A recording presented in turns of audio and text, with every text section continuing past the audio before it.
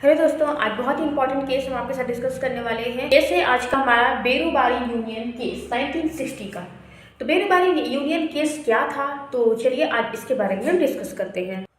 तो इसके पीछे एक हिस्ट्री है, चलिए पहले उसे जानते हैं, फिर आपको पूरी तरह समझ में आएगा कि बेरूबारी यूनियन केस क्या है। बेरूबारी एक जगह का नाम है, एक थाना क्षेत्र है। चलिए आज इसके पीछे पूरी हिस्ट्री जानते हैं, तब आपको डीपली समझ में आएगा कि आखिर बेरूबारी केस क्या है और इसका नाम बेरूबारी क्यों है। तो इसके लिए हम चलते हैं थोड़ा सा पीछे। भारत पाकिस्तान का बंटवारा हुआ। तो जब भारत पाकिस्तान का बंटवारा हुआ तो उस समय वेस्ट बंगाल का कुछ हिस्सा पाकिस्तान में गया और कुछ हिंदुस्तान में गया। तो जब जो भारत और पाकिस्तान की जो बाउंड्री थी, यानी कि भारत और पाकिस्तान को जो अलग करने की जो रेखा बनाई जानी थी, ना तो भारत के किसी व्यक्ति ने की, ना तो पाकिस्तान के।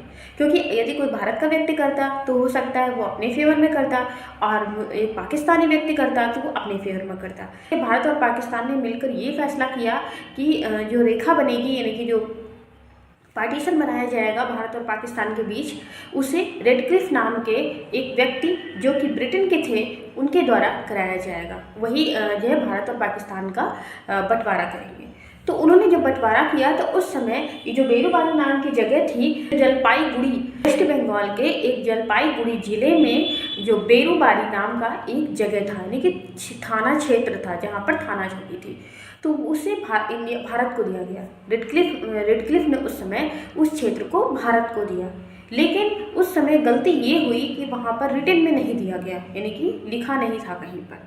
और उसके बाद पाकिस्तान को तो मौका मिल गया, और फिर क्या हुआ कि उसने इस पर दावा कर दिया कि ये जगह तो हमारी है, ये भारत की है ही नहीं। और फिर इसी वजह से नेहरू नून एक्ट लाया गया। उस समय जवाहरलाल नेहरू भारत के प्रधानमंत्री थे, इसलिए नेहरू नून एक्ट पारित किया गया, और इस पर काफ़ी कार्रवाई हुई। इस पर काफ़ी दिन तक बहस चलती रही, काफ़ी दिन तक ये चीज़ें जहाँ की तहाँ रुकी पड़ी रही। फिर ये समाधान निकाला गया कि बेरूबारी जगह को भारत और पाकिस्तान दोनों में बराबर बराबर बांट दिया जाए। लेकिन सेंट्रल गवर्नमेंट यही चाहती थी उस समय कि ये हिस्सा पाकिस्तान को दे दिया जाए। किसी भी मामले पर जब तो फिर वो सीधे, यानी कि डिस्ट्रिक्ट कोर्ट और हाई कोर्ट के बाद और गवर्नमेंट के बाद सीधे सुप्रीम कोर्ट ही बात जाती है। तो सुप्रीम कोर्ट में क्या हुआ कि यही वहाँ पर भी यही डिसाइड किया गया कि बेरूबारी नाम की जो जगह है वो पाकिस्तान को दे दिया जाए। और आज वो जगह, वो ज़मीन, यानी कि बेरूबारी जो क्षेत्र है वो हमारे भारत में नहीं है, वो पाकिस्तान में ही है। ये था बेरूबारी नाम का केस। अब आपको अच्छे से क्लियर हो गया होगा आखिर बेरूबारी यूनियन केस क्या है। वीडियो पसंद आई हो प्लीज़ लाइक करिएगा।